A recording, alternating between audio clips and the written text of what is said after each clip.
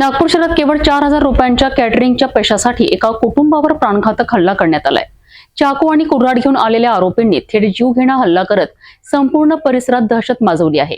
या घटनेत एका महिलेचा हात मोडला असून तिच्या बहिणीवरही चाकूने वार करण्यात आले आहेत। ही घटना दीपा भूषण उंडीरवाडे यांच्या कुटुंबासोबत घडली आहे।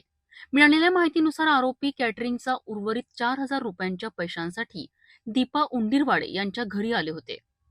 वादावादी होताच परिस्थिती हाताबाहेर गेली। आरोपी चाकू आणि कुऱ्हाड घेऊन घरात घुसले आणि थेट हल्ला चढवला। या हल्ल्यात दीपा उंडीरवाडे यांच्या आईचा हात मोडला तर बहिणीवर चाकूने हल्ला करण्यात आला। अचानक झालेल्या या हल्ल्यामुळे संपूर्ण कुटुंबात भीतीचे वातावरण पसरले आहे। केवळ पैशांच्या वादातून आरोपींनी थेट हत्या करण्याच्या उद्देशाने हल्ला केल्याचा आरोप पीडित कुटुंबियांनी केला आहे। यह जयसाल नाम है, नागर अर्जुन कॉलोनी में रहती। मैं जैसे आई उन लोग 2 बाइक से आए, फिर उसके बाद उन लोग बात क्या किए क्या नहीं किए, फिर गाली गलौज से बात किए। फिर उन लोग चाकू निकाले मारने के लिए, हम लोग बचाने की कोशिश किए तो हम लोग को भी मार रहे थे। कारण क्या था सर? कारण कुछ नहीं था। तो किसको चक्कू लगा अभी? चक्कू मेरी बहन को लगी है और मेरे को भी मारने दौड़े थे। कहाँ के लड़के थे?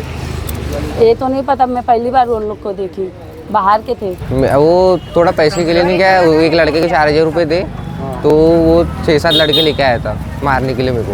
क्या क्या लेके आए थे? चाकू, तलवार, वो क्या कुलाड़ी उलाड़ी कहाँ के लड़के? ना, कुछ ये अपना लश्करी बाग। एक महीना हो गया। कैटरिंग आपने समझा? बोला था कि मेरे पास आने के तब दे दूंगा करके, सामने से मिलने के अपने। चक्कू किसको लगा? मम्मी को।